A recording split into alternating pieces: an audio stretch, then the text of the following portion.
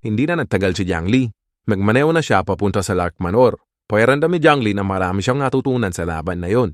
At iniisip niya na ang mundo sa inaharap ay pangingibabawan ng mga may kapangyarihan. Nagalala si Joker at nagsalita. Ang mga hindi mo napatay ay malamang ay babalik para magiganti. Huwag kang mag-alala, sabi ni Jiang Li. Ang bagong tiraan natin ay matibay at ligtas. Kahit buwawi pa ang kapangyarihan nila at tabunan ng safe house natin ang buong niebe, hindi maapektuhan ang pamumuhay natin. Sa kabilang banda, si Chanli at ang iba pa ay tinulungan na maglakad ang nasaktan nilang mga kasama papuntang Su Family Town. Iniisip ni Chanli, simula nang magising ang kanyang special na abilidad, siya lagi ang nanggugulpe. Ito yung unang pagkakataon na may humabol sa kanya at tinatake siya. Muntik na rin siyang mawalan ng buhay. Sa mga oras na yon, si Yang Mi ay nakapanti lang at bra at nakaiga sa kama. Hindi siya sanay na nakakulong na parang ibon at hindi alam kung paano magpapalipas ng oras. Nang biglang bumukas ang pinto, pumasok si Yang Li at sinabing, "Tayo ka na dyan at may ipapakilala ako sa iyong isang kaibigan." Nagulat si Yang Mi at natakot. Iniisip niya na ipaninigay siya ni Yang Mi. Natawa si Jiang Li sa reaksyon ni Yang Mi. Dahil siyang nauna sa inyong dalawa, tawagin mo siyang ate. Nagulat ulit si Yang Mi. Kung gayon, girlfriend mo siya. Kabadong tanong ni Yang Mi. Inabot ni Jiang Li ang damit at sinabing, "Parang ganun na nga." Napaisip si Yang Mi.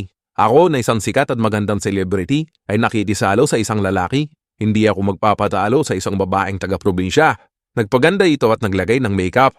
At iniisip niya na matatalo ako sa ibang mga bagay. Pero hindi ako matatalo pagdating sa payam-yaman ng alindog. Maghintay ka lang at makikita mo kung paano kita yuyurakan.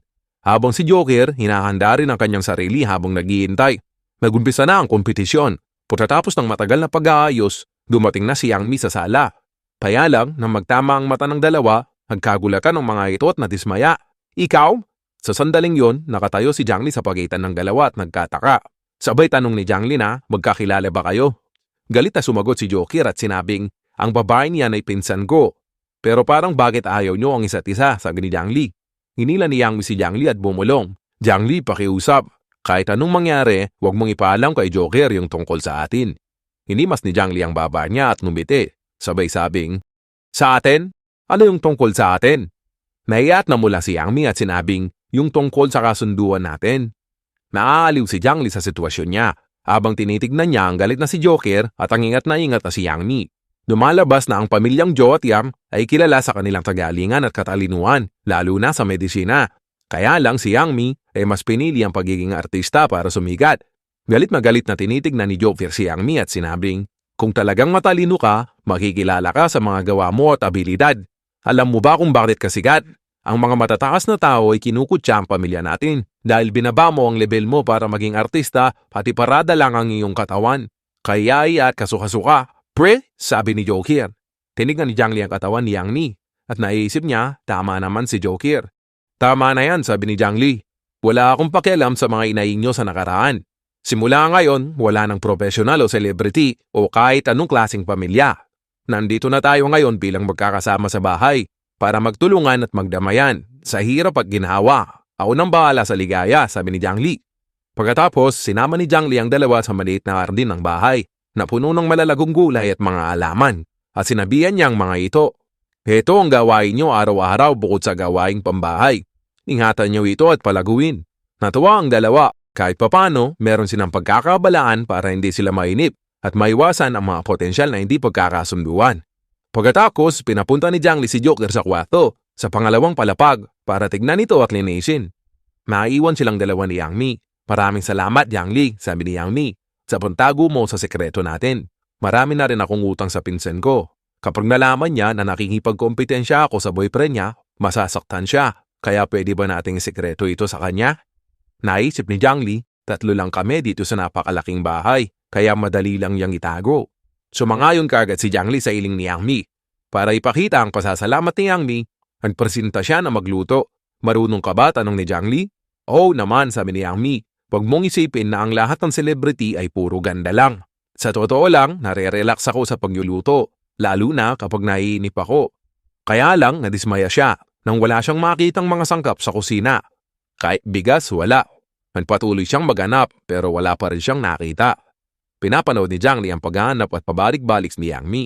Hindi nito mapigilan na umanga sa katawan ni Yang Mi. Nilapitan niya ito sa likod at binugahan ng iminga sa tenga. Kinabahan si Yang Mi. Umiwas ito at tinignan si Jiang Li ng may pag-aalala. Namula ang mukha nito at sinabing, "Anong ginagawa mo? Di ba nagkasundo na tayo na huwag tayong kikilos ng ganito? Paano kung mauli tayo ni Joker?" Mumitinan si Jiang Li at sinabing, "Hindi ko mapigilan. Nakakadigil ka kasi." Pagkatapos, naglabas siya ng maraming sangkap mula sa kabilang space sa lamesa. Malaki ang mga mata ni Yang Mi sa pagkamangha at sinabing, "OMG, paano ka nagkaroon ng ganyang kadaming sangkap? Hindi ako makapaniwala sa nakikita ko. Ang daming pagkain dito sa ganitong apocalypse. Hindi ba masyadong maluho ito?" Tinapit ni Jiang Li ang isang pisngi ng puwet ni Yang Mi na may kasamang bigil at sinabing, "Huwag kang mag-alala. Ganyan na ang magiging pagkain natin simula ngayon." Pagkatapos magluto ni Yang Mi, tinawag na sina Jiang Li at Joker para kumain. Tinignan ni Jiang Li ang mga nakain at sobrang nasiyahan nito. Habang si Yang Li ay nag-aalala at iniisip niya na hindi sana napansin ni Joker ang nangyari kanina. Tinikman ni Joker ang pagkain at sumimangot ito kaagad at sinabing, "Ang alat ng pagkain, paano natin makakain ito?" Pinawisan si Yang Mi at aminado siya dito. Naisip niya na mahirap talagang kontrolin ang pampalasa kanina. Dahil habang nagluluto siya, minamagic sarap pala siya ni Jiang Li. Yum yum yum! Tinignan ni Jiang Li ang dalawa. Sa loob-loob niya, tuwang-tuwa ito. At naisip niya, ayos to. Magpaliksaan lang kayo. Nang sa ganon, sa uli, ako rin naman ang makikinabam. Kumuha siya kaagad ng pagkain sa kanyang chopstick para isubo kay Joker at sinabing, "Eto, tikman mo. Hindi ito masyadong maalat." Natuwa si Joker at kinain ito kaagad. "Ang sarap talaga ng pagkain. Lalo na sinusubuan ka," sabi ni Joker. Nasa gilid lang si Yang Mi at nagseselos habang pinapanood ang dalawa na naglalambingan. "Eto pa, kainin mo," sabi ni Jiang Li kay Joker. Sa gabing yon, kinakabahan na nagtanong si Joker kay Jiang Li, "Sino bang mas magaling at yam-yam sa aming dalawa ni Yang Mi?" Nakita pala ni Joker ang nangyari sa kusina kanina. Pinisil lang ni Jiang Li ang pisngi nito at sinabing, "Siyempre, ikaw. Ikaw ang pinakamatamis kong doktor. Huwag ka masyadong mag-isip. At huwag mong pabludaan ang lugar mo sa puso ko." Nang marinig ito ng inosenteng Joker, niyakap niya kaagad ang maigpit si Jiang Li. "Sabi ko na nga ba ako yung pinakamamahal at iniibig mo." Isa ka talagang walang buwang sa isip ni Jiang Li. Sa isip niya, kahit na malambing at matapat siya kay Joker, hindi naman niya ito tunay na minamahal. Kasama lang niya ito para pawiin ang kanyang pangunahing pangangailangan bilang isang lalaki. Ang pagmamahal para sa kanya ay isang sakit na tinatanggal ang pagiging makatiwiran ng isang tao. Ilang araw ang lumipas, si Jiang Li ay naglilibang at nag-iensayo sa pagbaril sa Lark Manor nang biglang nagring ang phone niya. Nang sasagutin na niya ito, nakita niya na hindi ito isang voice call, pero isang regular na tawag. Iniisip niya, halos wala na ang mga cell site mula nang magumpisa ang apocalypse, at ang mga kakilala niya ay nawala na rin. Katakataka, sabi ni Jiang Li, "Sino kaya itong tumatawag sa di kilalang numero?" "Kahit sino ka pa," sabi niya, "hindi ako nag-aalala." Sabay patay at binlock niya ang phone number na tumatawag. Kaya lang, pagkalipas ng 2 minuto, tumatawag ulit ang parehong number na binlock niya. Maligalig si Jiang Li. "Anong nangyari?" sabi niya. "Binlock ko na to. Paano siya nakakatawag ulit sa akin?" At naisip niya, baka hindi lang niya na-i-block ng maayos, kaya binlock niya ulit ito. Kaya lang, nagring na naman ito. Pero sa pagkakataong ngayon, nataranta na si Jiang Li. "Anak ng, anong nangyayari? Minumulto ba ako?" Biglang nasagot ang tawag, at ang boses sa kabilang linya ay sinisita si Jiang Li kung bakit hindi niya sinasagot ang kanyang tawag. Medyo napanik si Jiang Li, kaya pinakalma niya ang kanyang sarili. Ang taong nito na nasa kabilang linya ay malamang ay hindi pipiktyugin kumpara sa mga ibang nakaharap ko. Ang boses sa kabilang linya ay nagsimula ng sabihin ng mga personal na impormasyon tungkol kay Jiang Li. Kung kailan siya pinanganak, kung saan siya nakatira ngayon sa Lark Manor, at kung saan siya dati nagtatrabaho. Hindi na ito matagalan ni Jiang Li. "Sino ka? At paano mo nalaman ang mga tungkol sa akin?" Sumagot ang lalaking mataba sa kabilang linya. "Huwag kang mag-alala. Bigyan mo lang ako ng pagkain at hindi ko ipagkakalat ang mga impormasyon tungkol sa'yo." Nang marinig ito ni Jiang Li, tumawa ito. "Nagkamali ka yata ng gamot na ininom. Palagay mo ba, kaya mo akong i-blackmail? Papalitan ko ng mga pagkain ng mga ganyang impormasyon. Sige lang, ipagkalat mo na. Wala akong pakialam dyan," sabi ni Jiang Li. Nagpatuloy si Tabachoy. "Paano kung malaman ng mga tao na nasa iyo ang mga supplies na nawala sa South City warehouse?" Sumagot si Jiang Li at nagmamang-maangan. "Sinasabi mo na nasa akin ang mga yon? Kung totoo man yon, sinong maniniwala sa'yo? At saka, isa lang akong pipiktsugin na supervisor. Paano ako magiging konektado sa malaking nakawan sa South City warehouse?" Kalmado lang sumagot si Tabachoy at sinabing, huwag mo nang subukang makipaglaro sa akin. Para sabihin ko sa'yo, ako si Lupenga, na mula sa Intelligent Cloud Group. Nang marinig ni Jiangli ang pangalan, natulala ito at pinagpawisan. Ang pangalan yun ay isang chairman sa isang kumpanya ng seguridad sa mga impormasyon. Naisip niya na ngayong nakuha niya ang atensyon ng isang Lupenga, malinaw na sa kanya kaya madaling nahak ang cellphone niya.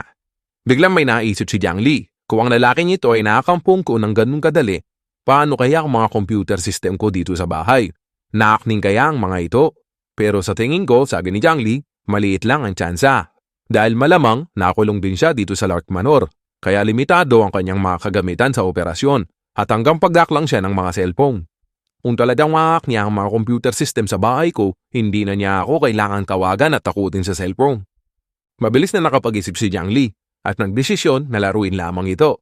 Nagsalita si Tabatchoy, dahil kaya mong suportahan ang galawang babae, wala ka rin dapat maging problema sa pagsuporta sa akin. Basta bigyan mo ako ng supply na kailangan ko para mabuhay, hindi ko ilalabas ang sekreto mo. At saka, pwede kitang tulungan para protektahan ang cybersecurity mo laban sa ibang mga hacker.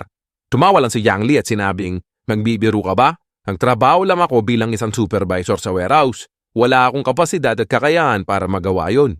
Sumagot kaagad si Tabatchoy, Jiangli, huwag mo na akong utakan. Matagal na ako sa ganito at marami na rin akong nasaksiyan na mas grabe pa dito. Alam ko, nasa iyo ang mga supply na ninakaw sa warehouse. Huwag mo nang hayaan na mangalap pa ako ng mga impormasyon sa cellphone mo. Galit na galit si Jiangli. Sa loob-loob niya, kailangan niyang humanap ng parahan para tapusin ang lalaking ito. At napagtanto niya na hindi na niya ito pwedeng itanggi. Oo, meron pa akong mga supply, pero hindi ganun kadami, sabi ni Jiangli. Alam mo naman na limitado ang espasyo sa bahay ko, kaya naibenta ko na ang mga sobra. Wala akong pakialam kung ilan pa ang natitira, sabi ni Tabatchoy. Basta importante, pumayag ka sa request ko. Naisip ni Jiangli, kung ilalabas at ipagkakalat ng taong to ang impormasyon tungkol sa kanya, maaari siyang targetin ng mga taong may espesyal na abilidad. Napahawak sa noo si Jiangli at naisip niya medyo mahirap ang kalabang ko ngayon. Pero kahit ano pa man, kailangan ko itong harapin. Okay, sige, sabi ni Jiangli. Bibigyan kita ng mga supply, basta wag mo lang ilabas ang mga impormasyon. Nang marinig ito ni Tabatchoy, tuwang-tuwa ito na sumagot, huwag kang mag-alala, hindi ako tanga. Tayo lang dalawa ang nakakaalam nito sa ngayon. Kailangan ko ng pagkain, alak, medyas at salong itlog. At ipadala mo ito sa Bilya 302 sa Lark Manor. Huwag ka na magtangka ng kagaguhan. Kapag hindi ko nagustuhan, ikakalat ko ang mga impormasyon at magkakaroon ka ng malaking problema. Pagkapatay ng tawag, desidido na si Jiangli na kailangan niyang patayin si Lupenga. Naglakad si Jiangli papunta sa sala, kung saan nakaupo si Joker sa sopa. Pagkatapos uminom ng tubig ni Jiangli, kinausap niya si Joker at sinabing, may gusto akong talakayin sa'yo. Lumapit si Joker at tinanong kung ano yon. May nakakaalam na ng lokasyon natin, sabi ni Jiangli. Pinaliwanag din ni Jiangli kung paano nalaman ni Lupenga ang kanyang mga supply at ang pambablackmail nito. Nang marinig ni Joker ang lahat, naramdaman niya na komplikado ang sitwasyon. Mag-isip muna siya saglit at sinabing, may mga nakasalamuha na akong ganyan na tao. Karamihan naman sa kanila ay hindi tuso, pero matatalino sila. Kaya lang, mababa ang moral nila, hindi sila tapat at mapagkakatiwalaan. Kung sa bagay, kung mataas ang moral nila, hindi sila magiging matagumpay sa buhay. Naintindihan ko, sabi ni Jiangli. Gusto ko talaga siyang patayin. Kaya lang, nag-aalala ako, baka ang bastardong yun ay may reserbang plano. Pero kung hayaan ko siya na mabuhay, magpapatuloy lamang ang pambablackmail niya sa akin.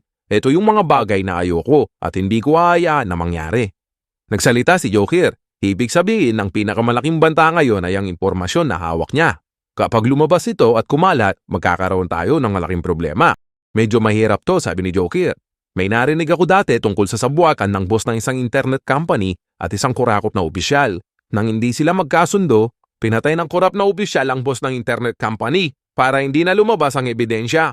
Kaya lang, lumabas sa internet ang ebidensya sa sumunod na araw. May narinig din akong ganyan na istorya, sabi ni Jiangli. Ibig sabihin, etong mga hacker na ito ay meron laging nakaabang na plano. Kung sakaling may mangyari sa kanila, automatic kakalat ang impormasyon. Kaya ang mga kalaban nila ay nag-aalangan na gumawa ng akbang. Diyan ako pinaka-nag-aalala, sabi ni Joker. Kahit na mapatay mo siya, baka hindi natin mapigilan ang pagkalat ang impormasyon. Yumakot si Joker kay Jiangli at sinabing, kung hindi tayo makaisip ng magandang solusyon ngayon, magpahinga ka na muna at bibigyan kita ng espesyal na masahe. Sige na, sabi ni Joker. Kaya alam, wala sa mood si Jiangli. Hanggat hindi nare-resolve ang problemang ito, hindi ako mapapalagay. At hindi magiging pabor sa atin kung tatagal pa ito, sabi ni Jiangli. Nang mga oras na yon, dumating si Yang Mi. Sakto, sabi ni Jiangli, umupo ka at pag-usapan natin kung anong magiging diskarte natin. Pagkatapos marinig ni Yang Mi ang buong istorya, napabuntong hininga ito. Sakit sa ulo ito, sabi ni Yang Mi. Madali lang gumawa ng chismis pero mahirap patunayan na hindi ito totoo. Kaming mga nasa showbiz ay kinasusok naman namin ng ganitong ugali. Biglang sumitya si Jiangli at sinabing, sandali lang, may nabanggit ka na pagkakalat ng chismis, di ba? Sumagot si Yang Mi at sinabing, oo. Di ba ang pagkakalat ng impormasyon tungkol sa'yo ay katulad ng mga walang prinsipyo sa media na nagkakalat ng mga chismis sa mga celebrity? Nagsalita si Joker at sinabing, sa ganitong panahon, kahit nasabi-sabi lang, malamang paniniwalaan ng tao si Lupenga. Habang nagsalumbaba si Jiangli, iniisip niya na kahit hawak ni Lupenga ang impormasyon tungkol sa kanya, wala naman siyang matibay na ebidensya. Pero kung lalabas ito, tiyak na magkakaroon siya ng malaking problema. Dahil hindi ko siya kayang pigilan na hindi labas ang impormasyon tungkol sa akin, sabi ni Jiangli, bakit hindi ko na lang paguluhin ang sitwasyon? Itatrato ko na lang ito na isang sabi-sabi lang. Magkataka na tinignan ni Joker at Yang ni si Jiangli at sabay silang nagtanong, anong plano mong gawin? Binigyan lang sila ng maywagang ngiti ni Jiangli. At pumunta na siya sa control room ng mga computer at tinawagan si Lupenga. Nasaan na ang mga hiningi ko? Handa na ba? Atat na tanong ni Lupenga. Bakit ka nagmamadali? Sabi ni Jiangli. Iniisip mo ba talaga na marami akong supply? Kung wala ka lang hawak sa akin ng impormasyon, gustong-gusto kitang patayin. Tumawa lang ng malakas si Tabachoy at sinabing, gusto mo akong patayin? Tootoy ka pa nga. Kung sakaling may mangyari sa akin, sa loob ng 24 oras, ang sekreto mo ay otomatiko na magsesend sa lahat ng phone ng tao sa Ebenlici City. Kaya pag-isipan mong mabuti ang kahinatnan ng gagawin mo. Sa mga oras na yon, alam na ni Jiangli ang gagawin. Okay, sige, panalo ka na. Maghintay ka lang at dadaling ko na ang mga gamit mo. Pagkapatay ng tawag, ngumisi si Jiangli at tumarap sa computer at nag-post siya sa iba't ibang forum na natitira sa Ebenlici City. Ito ang mga post ni Jiangli. Inilantad na ang pinakamalaking nakawan na naganap sa Tianhai City ay may kinalaman sa matinding nyebe. Maraming saksi na nagsasabi na nakakita daw sila ng UFO. Saan napunta ang bilyong halaga ng mga pagkain mula sa Southern Warehouse? Ang sabi ng mga nakasaksi, may mga sundalo daw na lumitaw sa gabing yon at inilipat nila ng kwatago. Nakatikom pa rin ang bibig ng mga pulis ukol sa insidenteng ito. Naisip ni Jiangli na ang pinakamagandang paraan para ibaon ang katotohanan ay ibaon ito sa maraming kasinungalingan. At ang magiging resulta ay walang makapagsasabi kung alin ang totoo at hindi. Sa ganitong paraan, kahit sabihin pa ni Lupenga ang katotohanan, ay konti na lang ang maniniwala sa kanya. Sa pamamagitan din nito, mababawasan ang panganib na madiskubre ako. Yan na muna ang magagawa ko ngayon, sabi ni Jiangli. Kung magkatagumpay man ito o hindi, bahala na ang kapalaran. Pero ngayon, di siya lang ang sigurado. Mamamatay ang lalaking yun. Sinunod ni Jiangli ang utos ni Lupenga. Inilagay niya ang mga supply sa tinitiran nito. Pagkatapos mailagay ni Jiangli ang mga supply, lumayo na ito at nagtago sa tabi ng puno. Pinosisyon niya ang kanyang sniper rifle at itinutok sa backpack na iniwan niya sa tapat ng tinto. Ang plano ni Jiangli, sa oras na lumabas si Lupenga para kunin ang backpack, babarilin niya ito kaagad para mamatay. Nang anda na ang lahat, tinext man niya ito. Nag-aabang lang si Jiangli na bumukas ang pinto at lumabas si Lupenga. Kaya lang, pagkalipas ng mahabang oras, hindi pa rin gumagalaw ang pinto. Napaisip si Jiangli, baka hindi pa nakikita ng matandang yun ang text ko. Kinuha ni Jiangli ang phone niya at tatawagan o itetext niya sana ito ulit. Kaya lang, bigla niyang naisip, hindi pala pwede. Kapag tinawagan ko siya o pinadala ng mensahe, malalaman niya na alam ko na hindi pa niya nakukuha ang kanyang mga supply. Panigurado, magdududa ito na malapit lang ako, sabi ni Jiangli. Huminga ng malalim si Jiangli at sinabing, okay, sige. Mag-iintay pa ako ng kaunti. Ang matandang to ay gusto ang aking supply, kaya kahit delikado ay lalabas ito. Nanatili lang sa posisyon si Jiangli. Hindi niya inalis ang kanyang mga mata sa backpack. Pagkalipas ng kalating oras, daang-daang tinulak pabukas ng barilis ng barilang tinto.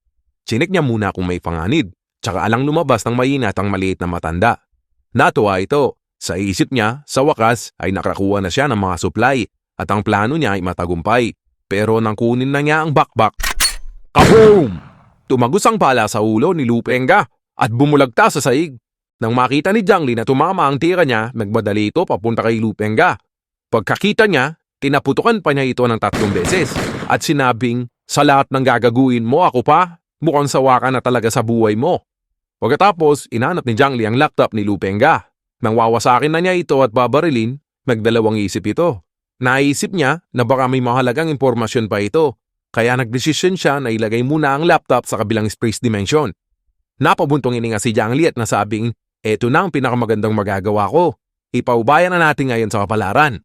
Napatay ko na rin naman si Lu Pengga. Nakuha ko na rin ang mga gamit niya. At kung may pamilya pa siya, ipapadala ko rin naman sila sa kabilang buhay para makasama niya. Sa ngayon, uuwi muna ako para matikman ang espesyal na masahe na sinasabi ni Jokir. Pagkatapos, magkakalat ako ng mga peking kwento sa internet, sabi ni Tiang Li.